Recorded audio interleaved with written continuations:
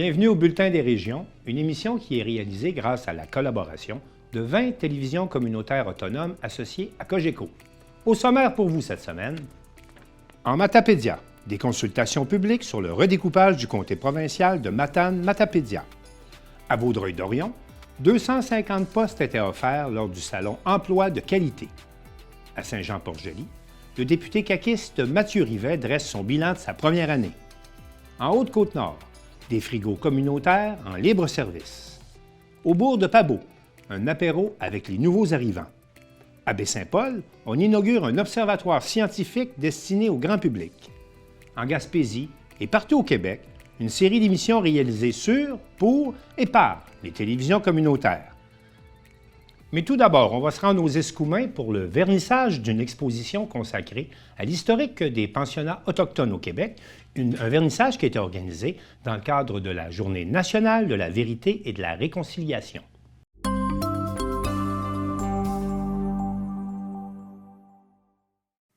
La Journée de vérité et de réconciliation était l'occasion de plonger tête première dans la culture autochtone le 30 septembre au Centre de découverte du milieu marin des Escoumins. Visant à rendre hommage aux enfants qui n'ont jamais pu retourner chez eux et aux survivants des pensionnats, ainsi qu'à leurs familles et leurs communautés, cette journée est l'occasion de souligner les efforts de réconciliation avec les Premières Nations. Pour l'occasion, l'unité de gestion du Saguenay-Saint-Laurent de Parcs Canada a présenté une exposition sur l'historique des pensionnats autochtones au Québec. L'exposition, c'est une initiative qui a été faite par une stagiaire, une étudiante qui est membre de ma communauté. Elle s'appelle Ariane Desjardins. Ariane, durant son stage, elle a décidé de sa propre initiative de proposer au parc de commémorer à l'aide d'une exposition, un peu une exposition visuelle, une exposition photo des pensionnats et foyers autochtones qui ont été au Québec. Disponible jusqu'au 9 octobre, l'exposition raconte l'historique des pensionnats autochtones au Québec. On y retrouve des dates importantes de l'histoire ainsi que des photos des 6 pensionnats répertoriés dans la province, dont celui de Sept-Îles. La projection de court-métrage de la programmation Nos couleurs autochtones du Wapikoni Mobile était aussi au programme le 30 septembre.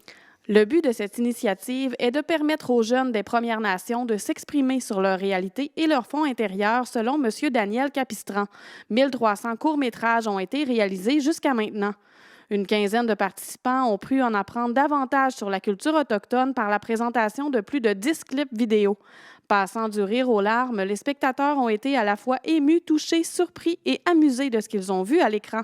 Parmi les sujets abordés, on retrouvait notamment la cuisine de la bannique, le trouble du spectre de l'autisme chez une enfant de Pessamit, les vêtements autochtones, la fabrication d'un panier de frênes, ainsi que les valeurs des Premières Nations.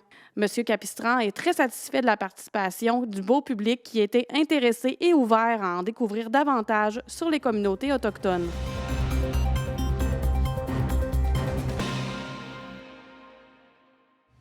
Si les propositions de redécoupage des circonscriptions électorales se réalisent, l'Est du Québec aura de moins en moins de députés qui devront couvrir des circonscriptions de plus en plus grandes. Marc Baudouin de la TVC de la Matapédia s'entretient là-dessus avec le député Pascal Bérubé.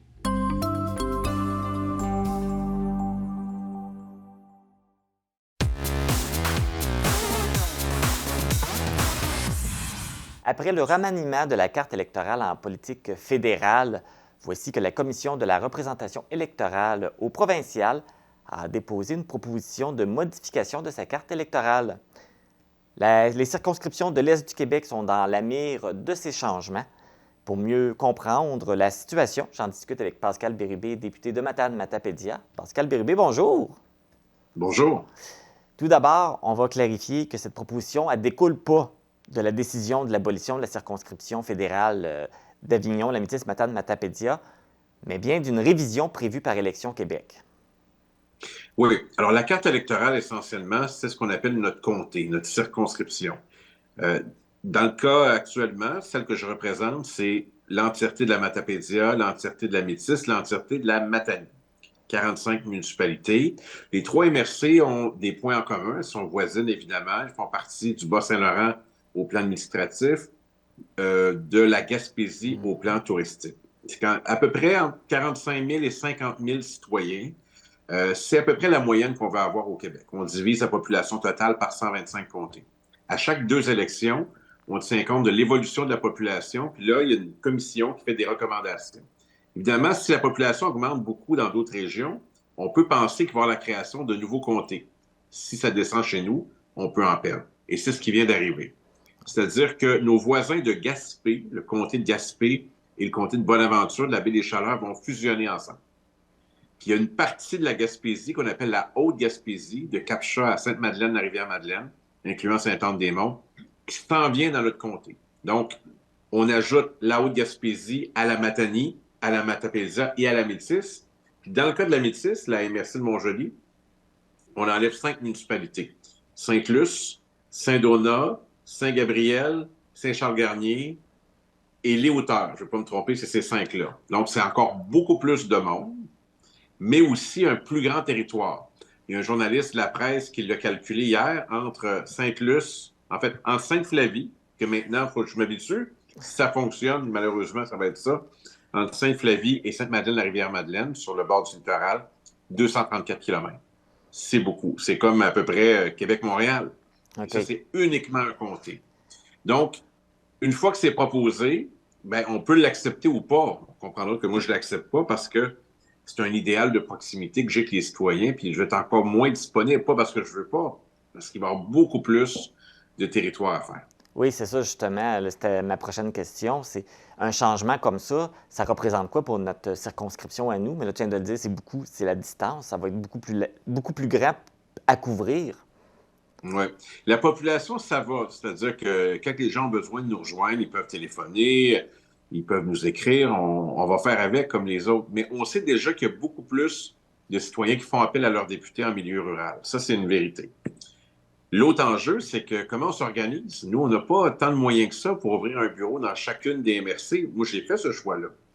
Mais il y a des conséquences à ça. D'avoir une personne à temps plein par MRC, mon bureau d'Amqui, de Montjoly, puis Matane, une des conséquences, c'est que j'ai personne à Québec. Et il y a beaucoup de députés qui ont des adjoints à Québec. Là, est-ce qu'il va falloir ouvrir un autre bureau à Saint-Anne-des-Monts? Puis quand je vais être invité à une activité à Mont-Louis, puis il y en a une en même temps à Montjoly, il va falloir faire des choix. Donc, on va passer notre temps dans le chemin, c'est le cas de le dire, pour rencontrer les gens. Et c'est tellement vaste et c'est tellement différent les enjeux qu'on recule, là, on n'avance pas. Donc, moi, je plaide pour qu'on maintienne ce comté-là, même s'il est déjà très complexe. J'ai déjà dit à cette tribune que c'est un des comtés les plus difficiles à représenter au Québec. Imaginons en ajoutant une MRC complète gaspésienne. L'autre enjeu, c'est que 2 régions administratives, 2 C3S dans le domaine de la santé différents. Okay. Là, ça rend les choses vraiment très complexes. Donc, c'est pas une bonne chose pour la population de la Matapédia, ça, c'est sûr. Okay.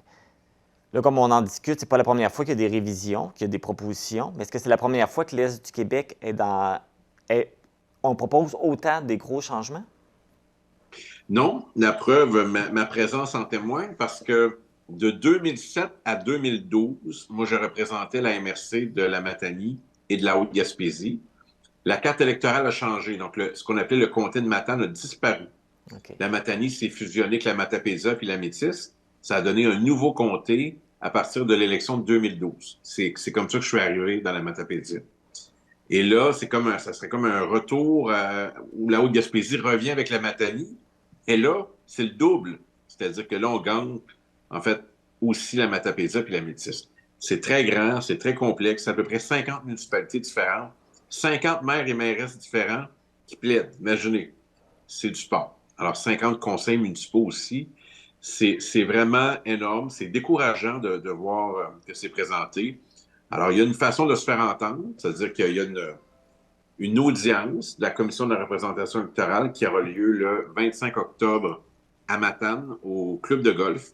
Il faut s'inscrire sur le site d'Élections Québec. Puis on peut déposer un mémoire, on peut aller se faire entendre, on peut assister à l'audience aussi. Donc, ça va être intéressant. Oui, tout à fait. Alors, pour le moment, c'est juste une proposition. C'est quoi les autres étapes par la suite? Là, il va y avoir des audiences publiques, mais après? Oui. Donc, la commission, c'est 3 personnes, incluant le directeur des élections. Ils vont écouter les avis sur la carte électorale. Ils vont voir s'il n'y a pas des contre-propositions. Ils vont refaire une autre carte électorale.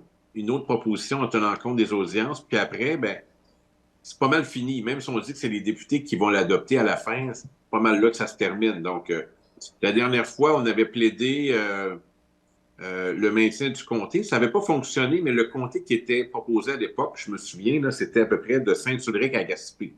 Finalement, c'est devenu Matane-Matapédia-Métis. Donc, ils ont changé la configuration. C'était moins pire, mais c'est autant de monde quand même. Là, moi, ma proposition est simple. Maintenons le comté tel qu'il est présentement. Pas tant pour moi que pour le service aux citoyens. Je pense que c'est la chose à faire. Les Gaspésiens vont plaider aussi parce qu'il y aura une audience à Gaspé la veille, je pense. Okay. Ça va être un comté immense qui commencerait à Grande-Vallée, qui irait jusqu'au... Si on fait le tour, là, jusqu'au plateau de la Matapédia. Donc, on fait le tour de la Gaspésie. C'est épouvantable. Okay. C'est très grand, très complexe. Les îles de la Madeleine, ça demeure un comté à part parce qu'ils ont un statut particulier. Okay. Puis le comté de Rimouski, comme je l'ai dit tout à l'heure, gagnerait 5 municipalités qui sont dans la métisse. Donc, c'est une autre problématique. Je représente une MRC, mais cette MRC-là est représentée par 2 députés, Rimouski puis Matane-Matapédia. Sauf que c'est un non-sens. Est-ce que les députés ont quand même un pouvoir dans la décision? Parce que quand on compare avec le côté si on compare du côté du fédéral, j'ai l'impression que les commissaires ont décidé ça, les députés avaient beau être contre, ça a passé quand même. Est-ce que ça va être un peu le même principe du côté provincial?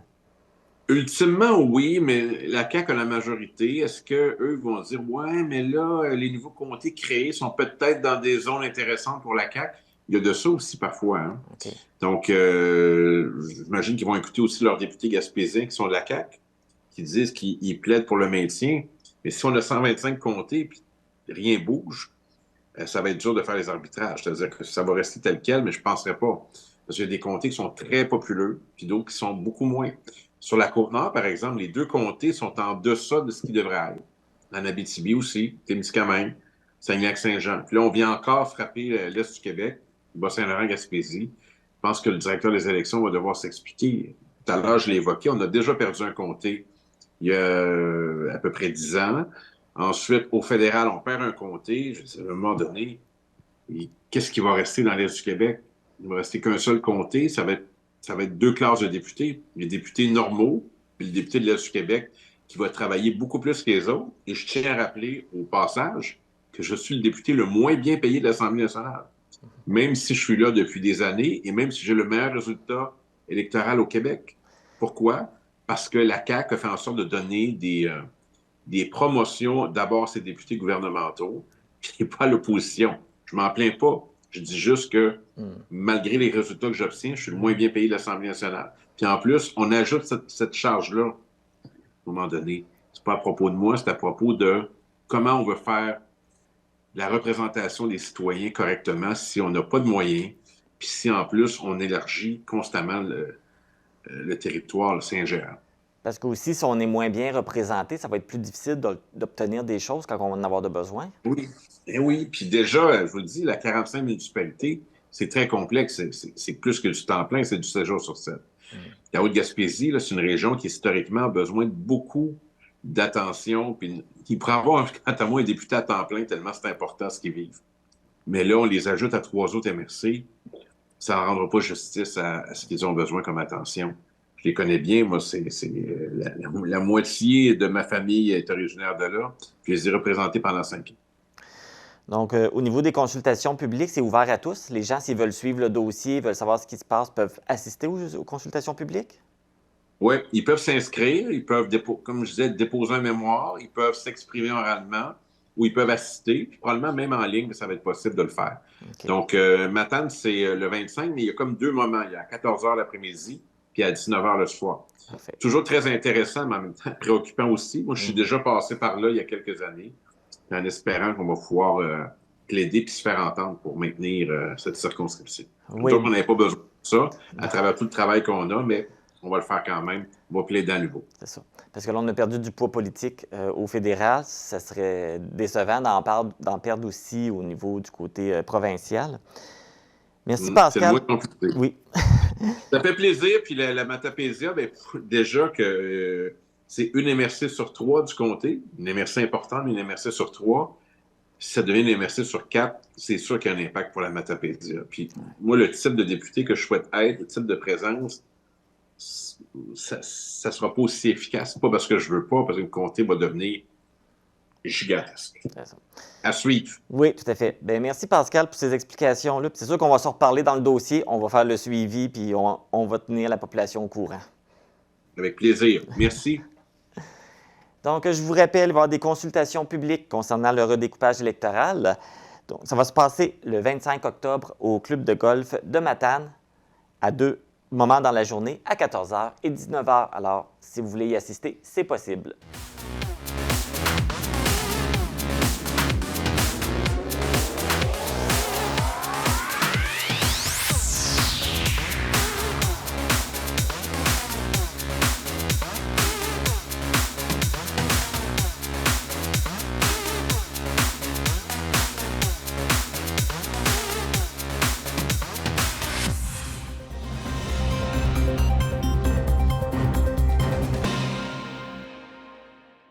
Chantal Bédard de Cessure.tv nous rapporte que des employeurs réputés étaient présents au Salon Emploi de qualité à Vaudreuil-Dorion avec plus de 250 postes à pourvoir.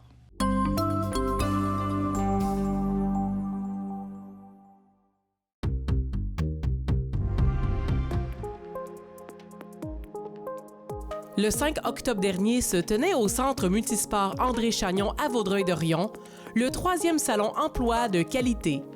L'événement, organisé par la table de concertation pour l'emploi de Vaudreuil-Soulanges, s'avérait le rendez-vous des chercheurs d'emploi avec plus de 250 postes à pourvoir dans la région. Comment ça va l'emploi dans Vaudreuil-Soulanges?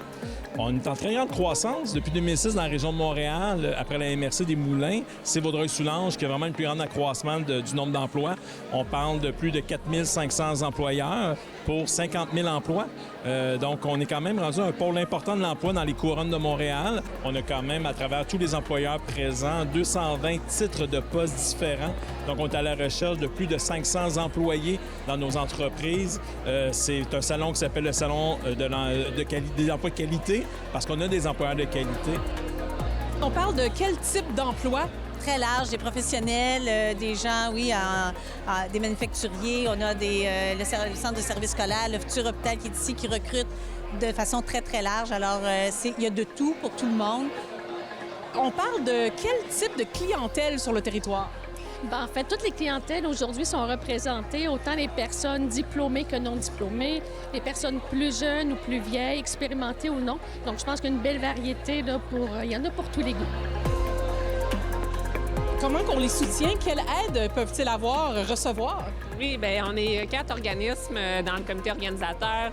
On a Réseau, Carrefour Jeunesse Emploi de Vaudreuil-Soulanges, CEMO, SDEM et PS Jeunesse. Puis on est là autant au salon pour les accompagner, pour les diriger vers les employeurs, parce que des fois, ça peut être un peu gênant là, d'approcher les employeurs. On ne sait pas trop c'est quoi les postes. Fait que nous, on est là, on connaît les postes, on les amène on les dirige vers les différents employeurs. Puis, on les aide aussi au niveau de la préparation, comment aborder tout ça. D'aujourd'hui, c'est notre 3e de l'année. On a tenu le Salon de l'emploi à Coteau-du-Lac en février, au printemps en avril à l'île Perrot. Aujourd'hui, à Vaudreuil-Dorion, c'est notre plus gros salon. C'est un salon qui est inégalé même avant la pandémie. Alors, c'est le plus gros salon aujourd'hui. Et en novembre, on est en train de voir à pouvoir organiser un salon de l'emploi à Rigaud. Une journée des plus productives puisque plus de 600 personnes ont eu la chance de présenter leur CV à l'un des 45 employeurs présents.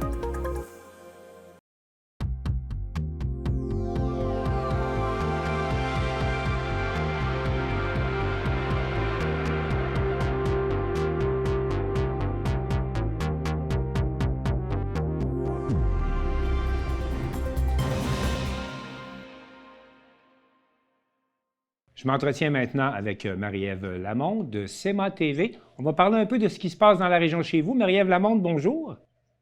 Bonjour, Martin. Merci d'être avec nous, qu'on puisse faire un petit peu le tour de 2 sujets d'actualité chez vous. Tout d'abord, la semaine dernière, à Montmagny, se déroulait la Grande Marche. Comment ça s'est passé, cette Grande Marche? La Grande Marche, ça s'est très, très bien passé. Encore une fois, on parle pas de record cette année, mais d'une belle participation. Je dis pas de record parce que l'année dernière, on avait quand même 1300 marcheurs qui avaient participé. Cette année, 955 personnes s'étaient inscrites. C'était samedi dernier, donc le 14 octobre, que s'est déroulée la Grande Marche et qui partait pour la première fois cette année du côté du parc Saint-Nicolas. D'ailleurs, dans les éditions précédentes du Bulletin des régions, on vous avait fait parvenir un reportage qui se déroulait du côté du parc Saint-Nicolas où on parlait de cette grande marche qui se déroule quand même, cette grande marche, dans 106 municipalités au Québec. Et ce qui est intéressant pour nous, et on en est bien, bien fiers, on se pète un peu les bretelles avec ça, c'est que cette année, il y a 17 médecins membres de l'Association des médecins omnipraticiens de la Côte-du-Sud qui ont marché avec les citoyens et citoyennes, ce qui a permis à la ville de Montmagny de rentrer dans le top 10 des villes, des municipalités qui ont le plus de médecins qui ont marché avec eux et le plus de participants aussi, donc sur les 106 municipalités participantes.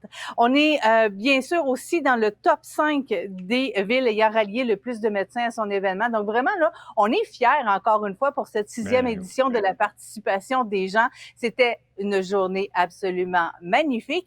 Et le comité organisateur était composé de la ville de Montmagny, des enfants de cœur, du groupe de médecine familiale de Montmagny et de la Société de développement économique de la région. Les enfants de cœur, c'est le groupe de cyclistes qui participe depuis plusieurs années au Grand Défi Pierre Lavoie. D'ailleurs, l'année dernière, la ville de Montmagny avait été nommée la ville la plus accueillante du Grand Défi Pierre Lavoie. Ça avait permis de donner 25 000 $ pour la ville. La Grande Marche est également associée à la Fondation Pierre Lavoie, hein? C'est bien ça. Exactement. Donc, c'est associé. Et le Grand Défi, donc, ça avait permis à la ville de Montmagny d'amasser 25 000 $ qui vont aux saines habitudes de vie.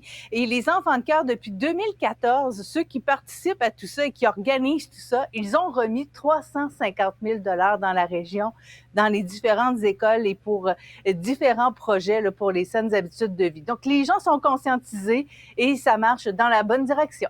Et les gens contribuent aussi généreusement, d'après ce qu'on peut entendre. Une dernière question là-dessus.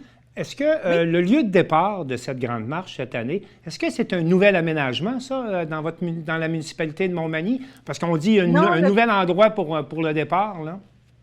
C'est un nouvel endroit pour le départ, mais le parc Saint-Nicolas existe depuis plusieurs années. Et c'est une belle histoire, ce parc-là. C'est un endroit qui était vraiment laissé à lui-même depuis plusieurs années. Et il y a des gens du quartier, des bénévoles qui se sont mis ensemble pour nettoyer tout ça. Par la suite, ça a donné vraiment un très, très beau parc. Là, et par la suite, la ville l'a racheté et s'occupe maintenant de l'entretien et organise différents jeux, il y a différents sports. Il y a des installations qui ont été ajoutées, des installations ajoutées, entre autres, par les dons via le défi Pierre Lavoie. Via les activités, oui, c'est ça? Oui, il y a absolument de très, très belles activités. C'est un peu le Central Park de Montmagny. Bon, et puis on suppose que les prochaines grandes marches partiront de là encore une fois parce qu'il semble que c'est un beau succès cette année.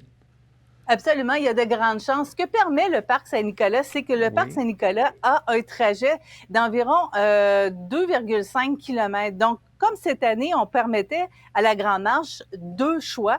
Un choix d'un trajet de 2,5 km et le choix de 5 km. Bien, on commençait en faisant le tour du parc avant d'aller faire le tour dans la ville, comme on peut le voir là, sur les images ici présentement. Donc, c'était vers la fin de la marche. Là, il y a 3 ponts à Montmagny. Donc, vous voyez les gens qui se promènent d'un pont à l'autre. Je trouvais ça intéressant de vous le montrer. Donc, on voit vers la fin de la marche et on va s'en aller vers l'autre pont qu'on va voir là, le long de la rivière. Ben, c'est la jonction de 2 rivières ici, à vrai dire. Et là, on voit qu'il y a des gens qui marchent et qui s'en vont vers le parc à nouveau. Donc, un endroit boisé, vraiment très, très beau. Oui, ça a permis... c'est un endroit idéal pour marcher. Il y a des marcheurs à l'année. Alors, on voit effectivement dans vos images que c'est un lieu de toute beauté. Mais parlons maintenant, si vous voulez bien, de votre député de la CAQ. On a souligné partout un peu là, la première année suite à l'élection du gouvernement majoritaire de François Legault. Et votre député, qui s'appelle M. Mathieu Rivet, de votre côté, a décidé de faire un bilan. Qu'est-ce qui en ressort, grosso modo? Je vais laisser le reportage Oui. qui suit dans quelques instants vous dire qu'est-ce qu'il y en est de ce bilan, parce que le reportage est vraiment très complet, fait par un de nos collaborateurs, M. Mario Lacombe, pour vous dire que Mathieu Rivet a été élu il y a maintenant 1 an. Il Oui. est député caquiste, député de la Côte-du-Sud, donc vous l'aurez compris, député provincial. Et comme plusieurs députés caquistes lors des dernières élections, il a été élu avec près de 50% des voix. C'est Donc, beaucoup. une année, somme toute, qui s'est assez bien passée, mais il y a de gros dossiers sur la table. Et justement, on va en parler dans le reportage qui suit. Bien. Marie-Ève Lamonde de CEMA TV, merci beaucoup. On écoute votre reportage et je vous dis à la prochaine. À la prochaine, Martin. Merci.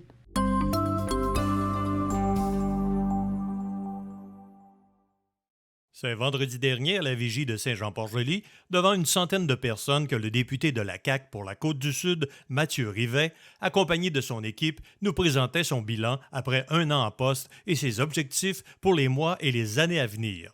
Outre les grands objectifs de la CAQ qu'il endosse, comme les baisses d'impôts, la bonification des logements sociaux, une place en garderie pour tous et la transition énergétique, le député Rivet s'est donné comme mission de faire rayonner la Côte-du-Sud, de la rendre attrayante et d'en faire une voix incontournable à l'Assemblée nationale.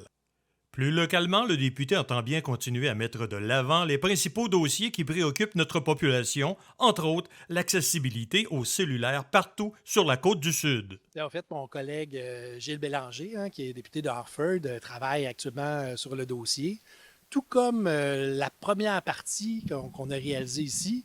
Dans le comté, lorsque la CAQ a été élue, il y a eu le volet plus d'Internet haute vitesse, rappelez-vous. Puis c'était un mandat, c'était un engagement électoral, tout comme dans la dernière année. Aussi, le cellulaire est un engagement électoral. Encore, il y a quelques minutes, des élus là, et de notre milieu, de Côte-du-Sud, m'ont parlé là, de cet enjeu important-là pour Côte-du-Sud, moi-même comme citoyen de Côte-du-Sud, partout au Québec. Vous allez voir, là, il y a des éléments là, qui sont annoncés actuellement. Il y a quelques centaines de tours qui sont nécessaires. La cartographie des lieux où est-ce qu'il y a des problématiques un peu partout sur le territoire viennent de se terminer.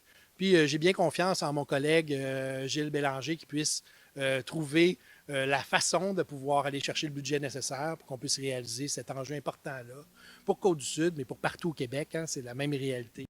Le dossier du complexe sportif et culturel de Montmagny est aussi dans ses priorités. Bien, écoutez, moi, de mon côté, je travaille activement avec l'ensemble des partenaires, particulièrement la MRC et le Centre de services scolaires. On a d'ailleurs rencontré Bernard Drainville dans les dernières semaines. Je pense que le travail que j'ai pu réaliser dans la dernière année avec l'ensemble des acteurs, ça a été de se dire comment faire pour faire que ce projet-là puisse être mis dans des programmes normés. C'est des programmes qui existent, auxquels on peut postuler pour des infrastructures de loisirs, mais aussi des infrastructures culturelles. Puis moi, aujourd'hui, j'ai envie de souligner le travail qui est fait par les chambres de commerce, par notre milieu, par la ville, par la MRC, par l'ensemble des acteurs, par le privé aussi, des entreprises qui aujourd'hui lèvent la main et qui disent hey, nous autres, à Montmagny, là, puis pour l'îlet-Montmagny, on souhaite ce projet de complexe culturel et sportif-là, et qui s'investissent et qui mettent l'épaule à la roue pour y arriver. Je vais faire la même chose, je collabore avec eux, puis j'ai bonne foi qu'on ait réussi à pouvoir le placer dans des programmes, entre autres un qui s'appelle le PAFIR Spa, où il y aura possibilité d'aller chercher un 20 millions sur l'ensemble du projet. Donc, je pense que les éléments arrivent à être très concrets actuellement, puis il s'agit maintenant de se croiser les doigts et de travailler tous ensemble pour que ce projet-là voit le jour dans les meilleurs délais possibles. Mathieu Rivet nous a aussi parlé du développement futur du parc éolien dans l'arrière-pays. Bien, concrètement, dans les dernières semaines, il y a eu des annonces qui ont été faites dans les hauts pays, si on veut, de Montmagny puis l'Îlet. Il y a d'autres éléments qui s'en viennent. On sait que le développement éolien, c'est quand même quelque chose qu'on croit, qu'on souhaite se réaliser. C'est des enjeux qui sont assez compliqués, je vous dirais, là, qui sont travaillés par les MRC, par les municipalités concernées. Donc, on va laisser le temps, là, dans les prochaines semaines, les prochains mois, d'avoir assurément d'autres nouvelles au niveau du développement éolien dans notre région. Une des préoccupations du député est aussi l'accès aux soins de santé. Bien, actuellement, ce que je peux vous dire, c'est que le projet de loi 15, au niveau de la santé, mon collègue Christian Dubé travaille ardemment là, pour faire de Santé Québec quelque chose qui va révolutionner l'histoire du Québec au niveau de la santé. C'est un grand besoin. Puis moi, ce qui me touche, là, vous disiez qu'on veut parler vraiment de Côte-du-Sud, bien moi, de savoir qu'il y a des comités de vigie, des comités comme Mes Soins Restent Ici, entre autres à la Pocatière, avec qui j'ai collaboré, puis avec qui j'ai écouté de nombreuses fois les éléments qui leur touchent au quotidien, qui touchent les médecins au quotidien et qui touchent le service aux citoyens à cet hôpital-là, entre autres, mais aussi à Montmagny, de vous dire le travail qu'ils réalisent. Puis moi, mon objectif, je l'ai dit aujourd'hui, j'ai 5 objectifs particuliers ici en Côte-du-Sud, dont un qui est de permettre la voix citoyenne. Puis ça, la voix citoyenne, c'est soit la réalisation de mémoire dans les consultations qu'on a et aussi au bureau de députés d'être à l'écoute de nos enjeux. Donc, au niveau de la santé, je suis très fier de vous dire aujourd'hui là, que Mes soins Resti, entre autres, ont réalisé un mémoire qui a été déposé directement au bureau de Christian Dubé, puis qu'on va faire cheminer et que la voix de Côte-du-Sud à l'intérieur d'un hôpital de région, tel celui de Montmagny ou celui de la Pocatière, puisse être entendue. Puis moi, c'est le travail et les objectifs que je me donne de réaliser avec mes collègues à l'Assemblée nationale. D'ailleurs, sur ce sujet, le député n'a pas manqué de souligner la visite prochaine du ministre de la Santé, M. Christian Dubé, à Montmagny, le 28 novembre prochain. Finalement, un dossier qui lui tient particulièrement à cœur, la culture et ses relations avec le ministre concerné, Mathieu Lacombe. Moi, d'accompagner Mathieu Lacombe au quotidien au niveau de la valorisation de notre culture et de notre identité culturelle. Vous avez raison, il y a une protection à avoir de la langue française, de nos organisations. On est ici, là, au Parc des Trois-Bérets, avec la COFEC que je viens d'honorer en remettant une médaille de député à leur projet culturel qu'ils réalisent ici dans notre milieu. Moi, je pense que c'est ça qu'il faut aller. Il faut mettre de l'avant cette valorisation-là de qui on est et du travail qui est fait chez nous. C'est à ce à quoi moi je veux faire pour Côte-du-Sud. D'accompagner Mathieu au quotidien, je vais vous dire que c'est un beau grand défi. En plus de sa participation à différentes commissions, entre autres sur l'aménagement du territoire, la Commission sur la culture et l'éducation et celle des transports et de l'environnement, le député promet une grande visibilité dans le comté et l'implication assurée de lui et son équipe dans les grands dossiers régionaux de la Côte-du-Sud. Mario Lacombe à Saint-Jean-Port-Joli pour CMA TV.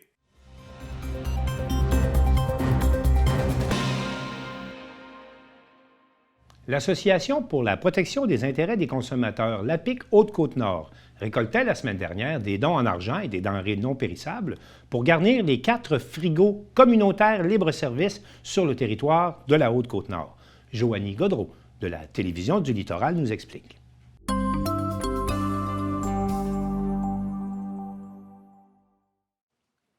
La Semaine de la solidarité bat son plein du 10 au 16 octobre partout au Québec. Sensible aux difficultés financières de la population qu'elle dessert, l'Association pour la protection des intérêts des consommateurs Haute-Côte-Nord a récolté des dons en argent et en denrées non périssables le 10 octobre aux Galeries Forestville.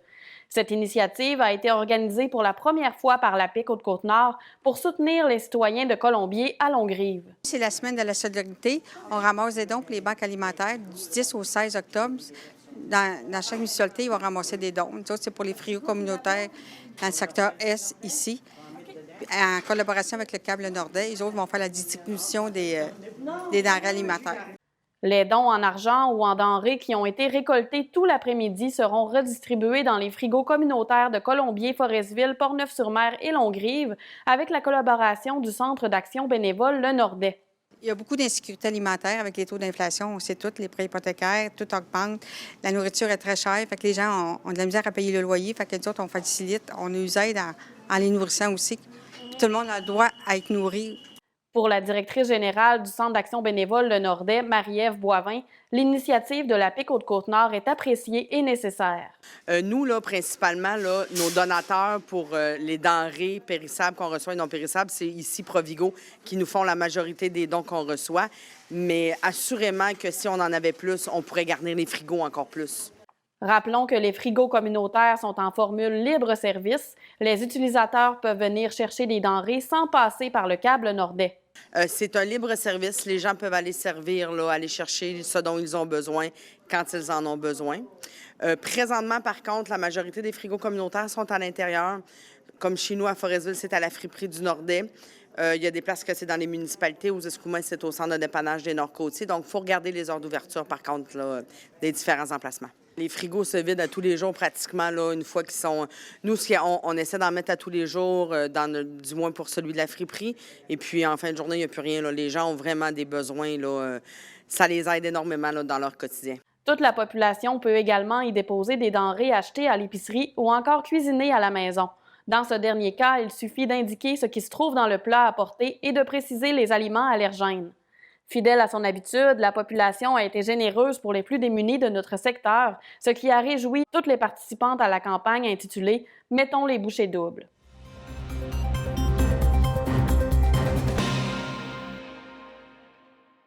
Le logement, l'intégration et la démographie étaient au cœur des discussions lors d'un apéro avec des nouveaux arrivants, nous rapporte Thierry Haroun de la télévision du Rocher-Percé.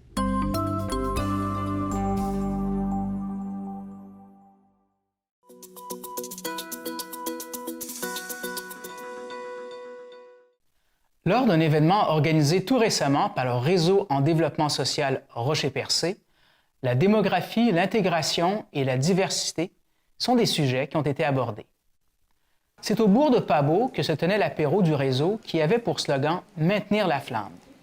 Une bonne trentaine de personnes s'y sont rassemblées pour échanger, réseauter, tisser des liens avec des intervenants et des nouveaux arrivants autour d'un feu, boissons et nourriture. Bref, une ambiance conviviale pour mieux traiter d'enjeux aussi névralgiques que le logement, l'intégration et la démographie. Cet événement se veut convivial, agréable et informel, selon Myriam Carbonneau-Giroir, qui est agente de développement social au réseau. Stéphanie Roy, de son côté, travaille pour le CJE Option Emploi du Rocher-Percé. Elle indique que son organisme collabore étroitement avec le réseau. Et Laurence Gratton, originaire de Trois-Rivières, rencontrée sur place, est justement une nouvelle citoyenne dans la MRC du Rocher-Percé qui travaille depuis la fin juillet à l'hôpital de Chandler. Son intégration se passe bien, mais n'est pas sans défi. À noter que sur place, de grandes banderoles indiquaient qu'entre 2011 et 2021, alors que la population du Québec a augmenté de 7 %, celle de la MRC du Rocher-Percé subissait une diminution d'environ 4 %. Par contre, et bonne nouvelle, depuis 4 ans, le solde migratoire de la MRC est positif.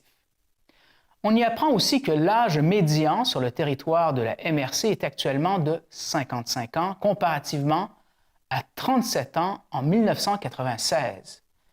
Et qu'en 2021, pour 100 personnes en âge active, soit de 20 à 64 ans, la MRC du Rocher-Percé comptait 85 personnes à charge, alors qu'en 2041, l'Institut de la statistique du Québec prévoit que pour 100 personnes en âge d'être actives, 115 personnes seront à charge. Voici les entrevues que j'ai réalisées sur place. Bonjour. Présentez-vous. Je m'appelle Myriam Carbonneau-Giroir. Je suis agente de développement social au Réseau en développement social. Génial. Dites-moi, il y a un événement aujourd'hui, ça s'appelle comment et ça s'adresse à qui? Oui, on est présentement à l'apéro du réseau sous le thème « Maintenir la flamme ». L'apéro du réseau, c'est un événement qui se veut convivial, qui se veut vraiment agréable et tout à fait informel. On aborde un sujet d'actualité qui est l'immigration et la migration à travers le Québec. On essaie là, de prendre un peu le pouls de la population sur les enjeux qui sont vécus quand on change de région, quand on s'installe en Gaspésie, plus précisément dans Rocher-Percé. On sait que c'est un enjeu d'actualité, on l'entend sur toutes les lèvres. Il y a des choses qui bougent, notamment avec l'arrivée de plusieurs étudiants infirmiers qui vont arriver en octobre. Donc, on voulait en parler. On voulait préparer un petit peu ça. Il y a des services d'accueil déjà qui sont là pour les aider, mais on voulait savoir plus largement comment ça se passe dans Rocher-Percé. Est-ce qu'on a des idées pour améliorer finalement quand les gens arrivent ici, bien, le sentiment d'appartenance, le sentiment de bien-être, les services de proximité, de quoi on a besoin qu'on s'installe pour vraiment vouloir y rester et être bien dans notre territoire d'accueil. Pourquoi ces thèmes particuliers ont été choisis? On ne se le cachera pas, on a des projections démographiques qui sont plutôt inquiétantes. On a une population qui est vieillissante. Pour y remédier, on ne fait pas tellement d'enfants dans Rocher-Percé, c'est une réalité. C'est sûr que le besoin de nouvelles personnes dans la région va être une nécessité. Vous avez eu quand même plusieurs personnes. Est-ce que ce sera récurrent comme événement? Est-ce qu'on compte en faire d'autres? Oui, les apéros du réseau, c'est un événement qu'on fait environ 1 fois ou 2 par année. C'est pas quelque chose qui arrive à tous les mois, mais à chaque fois qu'il y a un sujet d'actualité qu'on s'est dit on devrait en parler, on devrait aller chercher un petit peu plus la vision des citoyens par rapport à ça, bien, on va lancer un apéro du réseau, on va réunir les partenaires, les citoyens pour en parler, pour avoir une vision plus large, plus globale de cet enjeu-là, pour arriver à mieux le travailler finalement tout le monde ensemble. Et je termine avec la question, ça répond à un besoin, j'ai l'impression. Oui, nous, on travaille au réseau en développement social avec certains enjeux qui ont été nommés. Puis c'est sûr qu'on a un des enjeux qui est de travailler la décroissance démographique, la lutte à la pauvreté, à l'exclusion sociale. Donc, dans ce cadre-là, l'arrivée de nouvelles personnes et les projections démographiques qui sont basses, on s'est dit que c'était un bon moment pour finalement en parler. Merci. Alors, je m'appelle Stéphanie, je suis agente pour le programme Place aux jeunes au CJE Option Emploi du Rocher-Percé et aussi je m'occupe des activités d'accueil des nouveaux arrivants. Bon, très bien. C'est pas pour rien que vous êtes ici à cet événement. Pourquoi donc vous êtes ici? En fait, le réseau en développement social nous a contactés au CJE, là, toute l'équipe qui travaille autant au niveau de Place aux jeunes que du service accueil des nouveaux arrivants. Et ils nous ont demandé de venir à leur apéro du réseau parce que la thématique, c'était la démographie, dans le fond, l'inclusion, la dynamisation du milieu, les nouveaux arrivants, tout ça. Donc, on a invité les nouveaux arrivants à se joindre à nous ce soir, puis on est ici un peu pour jouer un rôle On fait du réseautage, on fait du maillage entre les gens, on présente les gens qui ne se connaissaient pas, on invite les nouveaux arrivants à donner leur opinion au réseau en développement social sur certains enjeux. Donc, voilà.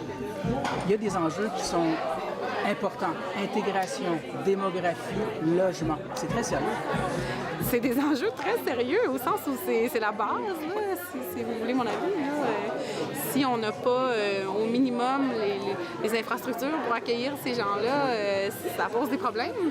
Et pourtant, on a besoin de ces gens-là. On peut pas leur dire non, restez où vous êtes, on peut pas vous accueillir. Je veux dire, si on fait ça, bien, à un moment donné, on va manquer de gens dans les hôpitaux, on va manquer de gens dans nos services, nos restaurants, nos garages. Donc, c'est important là, qu'on continue de faire des efforts pour pouvoir accueillir ces gens-là. Et l'accueil, c'est important, c'est-à-dire qu'il faut qu'ils se sentent chez eux, il faut qu'ils sentent qu'ils sont donc intégrés et qu'ils deviennent des acteurs du milieu. Absolument. Puis j'ai même envie de dire, si on réfléchit bien, là, il y a plein de choses qui ont été développées par des nouveaux arrivants. On n'a qu'à penser, par exemple, à l'Oktoberfest de Percé. Regardez les gens qui sont sur le comité organisateur de ça, c'est beaucoup des nouveaux arrivants. Je pense au comité jeunesse à Cap d'Espoir, c'est beaucoup des nouveaux arrivants ou des anciens nouveaux arrivants qui sont là-dessus. Il y a plein de choses qui se développent, qu'il y a des nouveaux arrivants derrière de tout ça. Il y a des entreprises qui démarrent aussi, qui appartiennent à des nouveaux arrivants. Le Café des chefs d'enfants à Grande-Rivière. Puis de Caribou, si c'était pas d'un nouvel arrivant, on ne l'aurait pas. Nat et compagnie. Nat et compagnie, effectivement, le Black Whale là, qui leur appartient également. Donc, c'est le fun de voir ça aller, de les voir prendre leur place dans la société là, en Gaspésie. Puis on est bien contents qu'ils soient là, nous autres. Dernière question, je vais parler aux organisateurs qui souhaitent donc renouveler ce type d'initiative. Ça peut juste être bon. Bien, absolument, absolument. Puis c'est nous, on est ici aujourd'hui dans le cadre de notre travail, mais il y a plein de nouveaux arrivants qui sont venus à titre personnel pour partager leur expérience de l'arrivée dans la région, puis donner leurs idées, puis leur opinion sur le développement, tout ça. Puis, merci. Merci beaucoup. Merci. Alors bonjour, rebonjour Madame Roy. Oui, rebonjour. Alors présentez-nous cette nouvelle arrivante.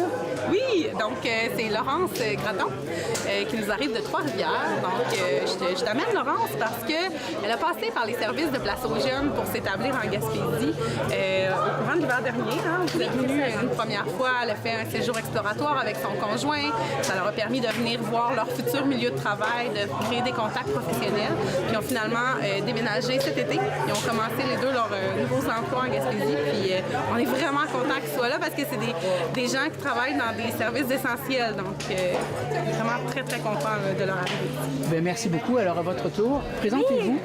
Bien, je m'appelle Laurence. Comme on a mentionné, je viens de Trois-Rivières. Puis c'est ça. Moi, depuis janvier, là, j'ai visité la Gaspésie, puis on est tombé en amour là, avec la région. Puis officiellement, on est déménagé à la fin du mois de juin. Puis depuis fin juillet, j'ai commencé à travailler ici là, à l'hôpital de Chandler, comme ergothérapeute. Comme ergothérapeute, je sais qu'il en manque des ergothérapeutes. On va être content de vous voir. Oui, bien c'est ça. Là, il y a beaucoup de services qui n'avaient pas d'ergothérapeute. Fait que ça avait permis là, à d'autres programmes d'avoir des ergothérapeutes. Puis là, à l'hôpital, je suis la seule. Fait que, on en prendrait d'autres s'il y en avait d'autres. Il n'y en a pas de trop. Alors, pour terminer, dites-moi, le message que vous lancez, donc je suppose que l'intégration va bien? Oui, bien c'est sûr que c'est un gros saut. Moi, j'étais une personne très proche de ma famille, je le suis encore. Puis ça a été ça le principal obstacle à mon départ. Même j'ai attendu longtemps avant d'annoncer à mes parents. Puis finalement, bien, mon conseil, c'est de s'écouter. Hein. On a un cœur, il nous dit quelque chose, puis c'est de faire le saut parce que ma famille, au final, est super contente pour moi. Ils sont venus me visiter. Puis on est encore plus proche parce que quand on se voit, on est encore plus content de se voir. Puis maintenant, il y a des communications là, qui nous permettent de rester quand même assez proche des personnes qu'on vit. Une dernière question. Ce type d'événement, donc, à votre avis, ça doit servir à quelque chose d'important. Ça doit être important d'organiser ce type d'événement. Bien, oui, comme j'ai mentionné, je me suis éloignée de ma famille. C'est encore plus important de créer des nouveaux liens. À mon emploi, j'ai créé des beaux liens avec mes collègues. Puis pour moi, c'est important d'en avoir à chacune de nos sphères de nos vies. C'est l'occasion de créer des rencontres avec d'autres passionnés de la région, avec d'autres personnes qui ont vécu les mêmes expériences que moi, pour vraiment avoir un sentiment d'appartenance encore plus fort pour la région. Merci beaucoup. Merci à vous. Bonne journée. Revoyez tous nos reportages sur notre site Internet.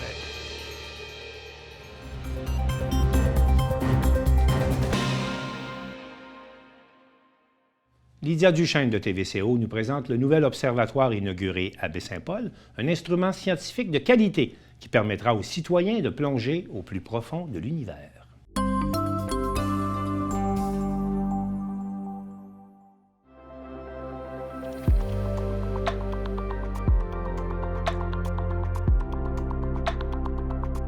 L'observatoire situé près du pavillon Saint-Laurent est un projet conjoint de la Ville de Baie-Saint-Paul et du Club d'astronomie de Charlevoix.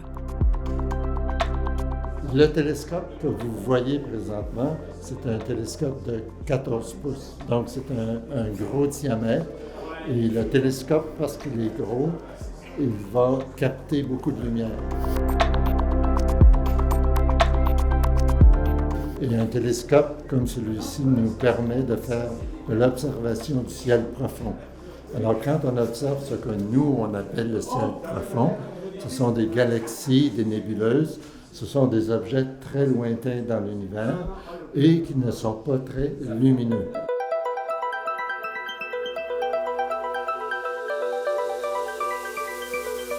Le projet de 100 000 $ a été financé à 70 % par la Ville dans le cadre de sa politique de ciel étoilé et à 30 % par le Club d'astronomie. Pour le club, c'est un investissement de 26 000 $. Avec cet argent-là, le club a acheté 2 instruments, celui-ci, le télescope de 14 pouces, et aussi une lunette astronomique.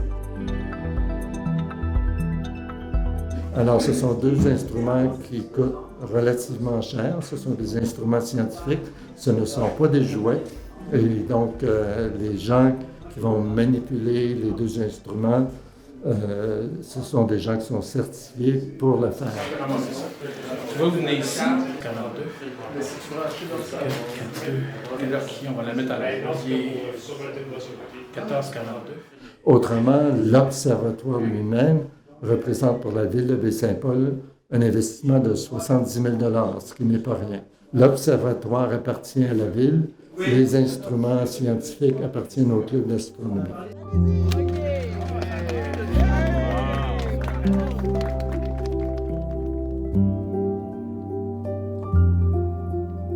En plus d'observer les objets qui nous sont plus familiers, comme les étoiles, la Lune ou les planètes, le télescope de l'observatoire pourra également permettre des observations du Soleil en toute sécurité grâce à un filtre spécialement conçu.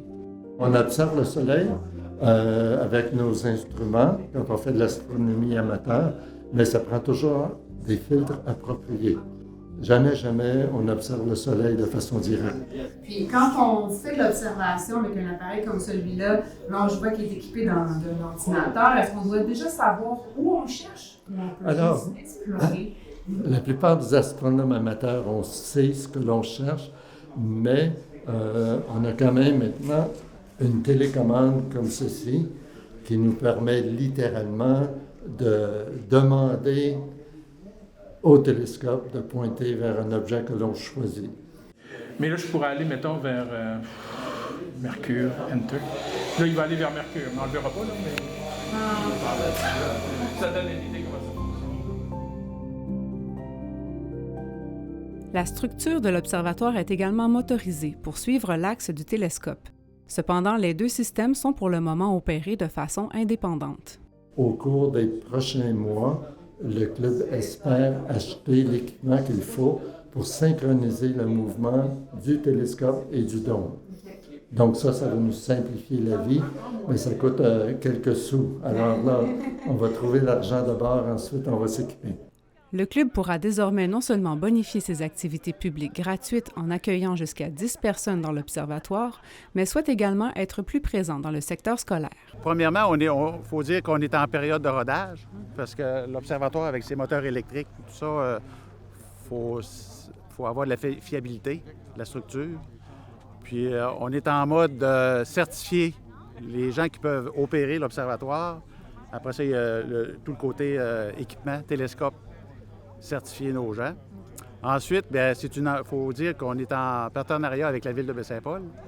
Ça nous permet d'offrir des séances publiques avec les gens.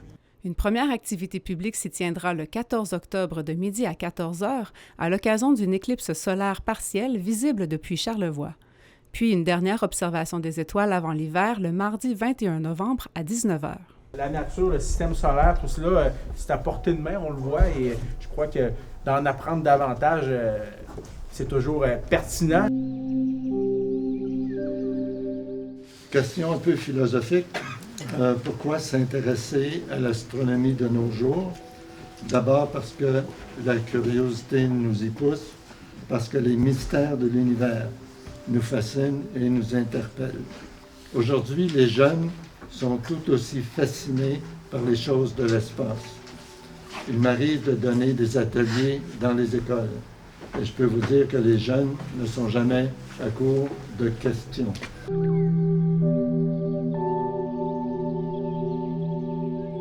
Je me rappelle les discussions embryonnaires qu'on avait au conseil municipal où on va ériger l'observatoire. On discutait avec les membres du club et le secteur du Boisé-du-Quai est un secteur qui est formidable, un secteur en même temps qui, lorsqu'on est en soirée ou la nuit, il y a beaucoup moins d'éclairage qu'à certains endroits dans la ville.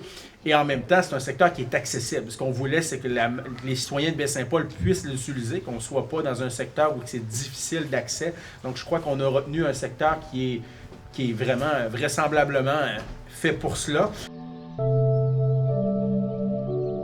Le Club d'astronomie accueille de nouveaux membres de tous âges en tout temps, au coût annuel de 35 $ et se rassemble une fois par mois à la bibliothèque René Richard.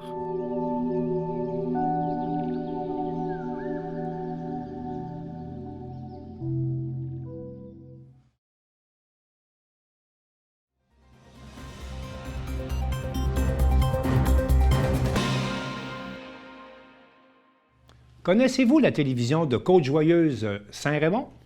C'est une télévision communautaire mieux connue sous l'appellation CJRS qui prépare en ce moment une série d'émissions sur les télévisions communautaires qui sont situées partout au Québec. On écoute Marc Després de TV Métis. Eh bien, aujourd'hui, à Montjoly, on a de la belle visite. Une autre télévision communautaire autonome du Québec, CJSR. Qu'est-ce qui vous amène ici? Bien, d'abord, on a eu l'idée, nous, suite à une rencontre avec des représentantes de Cogeco qui étaient venues visiter toutes les TCA, les télés communautaires autonomes dans la province de Québec. On s'est dit, c'est qui toutes ces télés-là? Ils étaient contents de venir nous voir, ils nous ont aimés, puis là, ils nous ont parlé des autres. Mais je dis, ça serait le fun de créer un système de réseautage, puis de permettre à toutes les autres télés de nous connaître, d'avoir l'occasion d'aller dans leur lieu de tournage, dans leur bureau, puis des contextualiser aussi dans l'environnement dans lequel elles vivent. Puis là, j'ai eu l'idée de leur proposer une série d'environ 10 épisodes. Chaque télé, 15 minutes, ça donne à peu près 10 si on tient compte que 20 TCA dans le Québec. J'ai demandé à Nathalie puis Sarah, les responsables, si c'était possible de faire ça dans l'année en cours, d'aller visiter tout le monde. Ben, elle a dit, ben oui. Donc, on va faire une dizaine de capsules de 30 minutes qu'on va présenter à tout le public dans la province de Québec dès l'automne 24. Donc, on espère que toutes les TCA vont être capables de diffuser en même temps cette série-là. Donc, on est dans les balbutiements. On a commencé par la Gaspésie. Donc, jusqu'à maintenant, ça se déroule bien? Oui, on est vraiment intéressé à voir à quel point les télécommunautaires autonomes représentent leur population, leur communauté, mais aussi leur territoire. Puis on sait que la Gaspésie, c'est très grand. Fait qu'on a des télécommunautaires qui ont 15, 16, 18, 20 villages à couvrir. Fait que ça fait assez grand. En Gaspésie, les villages sont éloignés. Puis c'est vraiment intéressant de parcourir le territoire puis de voir les gens qui le représentent. Et à ce moment-là, donc, l'idée première, c'est vraiment donc, de mettre en valeur le travail qui se fait dans toutes les régions. Oui, tout à fait. Puis on a décidé de commencer ici parce qu'on respecte un petit peu la saison qui défile. Donc, on a commencé que c'est quand même vraiment un fait incroyable. Il y a 8 TCA dans la région de la Gaspésie. Puis, tu sais, il ne faut pas se le cacher, ma TV à Montréal ferme. Ils ont un an pour se tourner de bord. Ça devient fragile. Puis, la possibilité de permettre à l'auditoire d'avoir des nouvelles locales et ou régionales, c'est essentiel, là. Les gens ont besoin de savoir ce qui se passe dans leur communauté, puis le rôle des télécommunautaires, c'est de le faire, tu sais. Fait que moi, je trouve ça nécessaire Tu sais, le fait de filmer toutes les TCA, ça va nous permettre de voir ce qui se fait là-bas, de s'auto-motiver, de se gratifier, puis on va enfin enlever l'étiquette de la télé communautaire. On est une télé locale qui informe les communautés dans lesquelles nous, on est placés, tu sais. Il faut dire que dans les régions, là, on peut dire qu'il y a vraiment des gens dynamiques, dévoués, qui tiennent justement à bien informer leur population. Oui, c'est ça. On commence notre tour de la Gaspésie. On est à notre 2e télévision qu'on fait, mais c'est ça, on voit vraiment que c'est un lieu représentatif de la communauté. Quand on rentre dans une télévision communautaire, dans une télévision régionale, locale, bien, on sent c'est quoi la communauté à qui on a affaire. C'est vraiment intéressant. Puis outre ça, il faut vraiment dire qu'il y a une crise des médias au Québec, puis partout, à peu près partout en Occident actuellement, avec les Facebook, Meta, etc., qui limitent le flot de nouvelles locales sur leur plateforme. De plus en plus, là, les gens sont friands d'informations locales, puis je pense que ça redevient d'actualité de plus en plus, les télévisions régionales. Et j'imagine que la dernière télé sera CJSR, mais comment allez-vous faire? Bien, je pense qu'on va vous demander, Marc, de venir avec votre équipe nous rencontrer. D'ailleurs, CJSR, ça veut dire Côte-Joyeuse Saint-Raymond. C'est toujours le fun de venir dans notre petit village. Le monde est de bonne humeur, c'est joyeux à mort. Donc, si tout ça déroule bien, donc, ce serait une série de 10 pour l'automne 2024? C'est des épisodes de 30 minutes. 15 minutes par télé. Donc, si on a 20 télés, c'est 10 épisodes. Automne 24, puis selon ce que Cogeco désire, c'est quand on la passe tout en même temps. Bref, une belle... Est-ce qu'on a déjà pensé au titre? Ou... Non, on n'a pas encore pensé au titre. On commence vraiment le projet, mais j'imagine qu'il va y avoir télévision, régionale, territoire, je ne sais pas trop, dans le titre même. Chose certaine, soyez assurés, on va se faire un plaisir de les diffuser. Merci, c'est gentil, Marc. Bien, merci à vous deux. Merci, Marc.